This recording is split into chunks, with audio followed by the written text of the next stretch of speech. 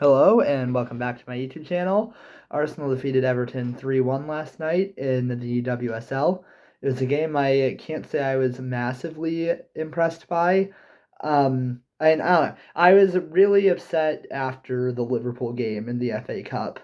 I think firstly because we were out of the FA Cup again, and it was just a continued frustration that we haven't won it in 9 years. But also the way we lost was really frustrating, and how we really struggled to break down Liverpool, and we really struggled to break down Everton as well. Everton is a team that we've struggled against in the past few games against them. Um, it was the 0-0 game with Everton early on the season. That was when I kind of had reached my ending point with Idevall. Like that was the most frustrating thing, and I felt like that was time for him to go.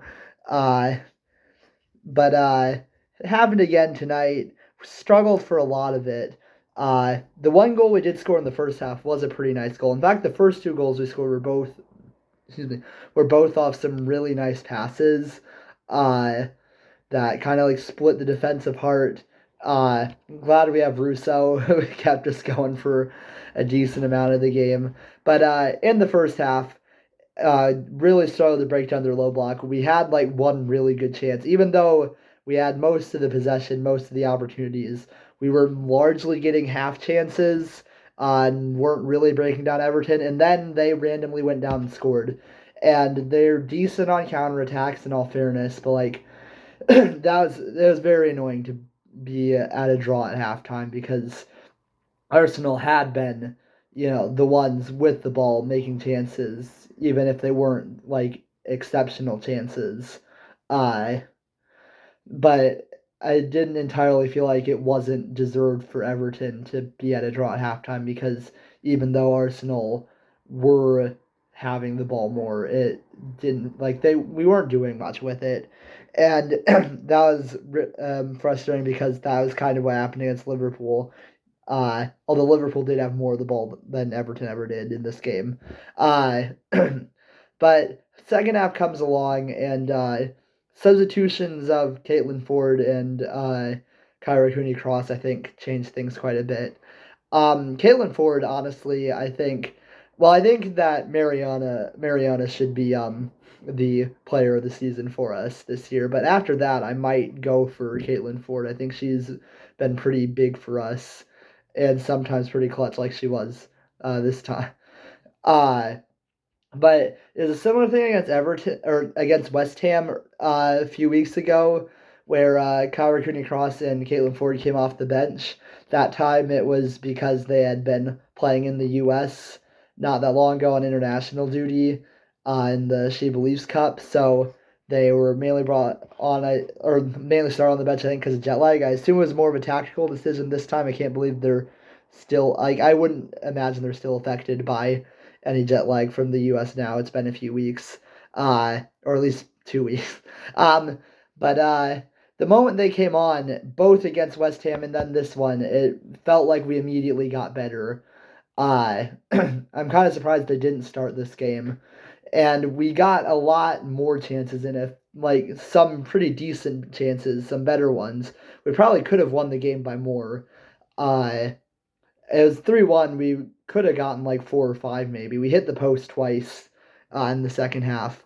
But like less than a minute after they were subbed on, they scored. And I think it did change the game a decent amount. I can't heap enough praise on Cooney Cross and Caitlin Ford for that, because it felt like nothing was working before then.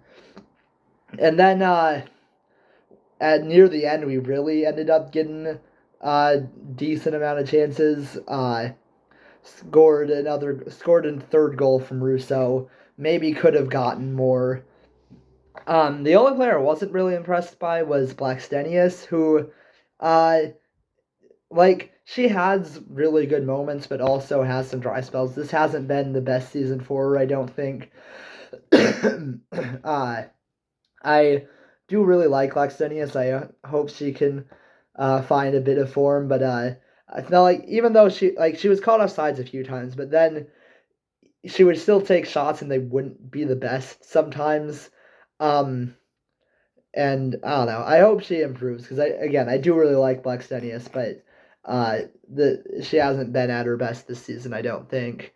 Um, so the loss against Liverpool looks a bit less bad now because they did now just beat Man United, which is pretty big for us because it means we go into second now. Um, I think Liverpool seem to have hit a bit of a groove because Man United have looked really good this season. Uh, but being second's great, and for qualification, like Champions League qualification as well, getting to start one round further than if we finish third could be a pretty big deal. I don't think anyone's catching Chelsea. They're 8 points ahead with 6 games left. As long as Chelsea don't win the Champions League this season, I'm happy. I think, not because I like seeing Chelsea win stuff, but I think that this season is kind of just about heading in the right direction for us right now at Arsenal. Um, I think Slagers has done a pretty good job in her first season, and I'm interested to see what she could do with a full summer transfer window. Uh, and if some of our issues with breaking down mid blocks might be improved there. Um, I haven't been completely impressed with what I've been seeing from Arsenal since the international break. I wasn't thrilled that we were 3-1 down against West Ham at one point. And we didn't look incredible in the Everton or Liverpool games. Uh, but here we are in second place, 6 games left, so we'll see what we can do.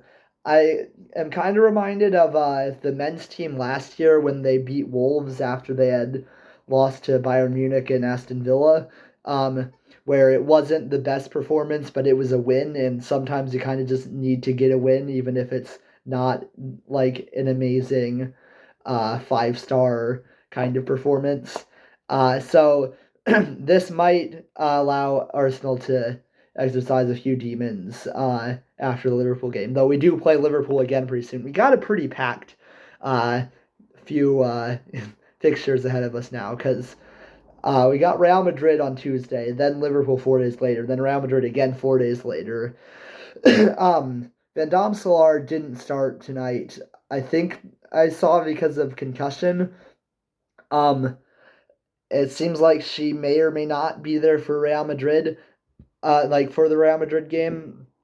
Uh, I don't really know how I feel about that because, like, on the one hand, I think I'd prefer if she were the one starting against Madrid. But if that would make things worse and then she'd end up being out longer, then I think I do trust Zinsberger as a solid backup. I think Zinsberger, by and large, is a pretty solid keeper and not a bad backup at all. So if we must, I think I still feel fairly secure in the back line if Zinsberger is starting.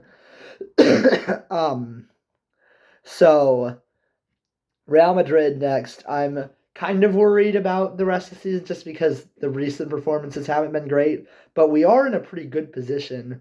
We'll see if we can beat Liverpool in the league. Uh, I mean, for all the frustration in the FA Cup game, we were fairly evenly matched. So, um, maybe we'll still win. If we win that, then we're more or less in the clear. We've got a 4 point advantage over Man City now, so it's looking fairly likely that we're at least going to get a European spot. So that'll be good. But now the opportunity for seconds there, uh, I would like to get second because going third is just one more round, and I got some bad memories Paris FC after we finished third. So getting to start one round later would definitely be welcomed. Uh, so yeah, I think I've said this a lot, but just to fully summarize, not thrilled with the result, but we are in a good, like, not thrilled with the way we played, but we are in a good position now, and hopefully can pick up a bit of form. Now we will go and see what we can do with against Real Madrid. I'm a bit nervous, but I do think we have the quality to beat them, and another European semifinal would be great. Uh, but we'll see. For tonight, I am reasonably all right with the result, I guess.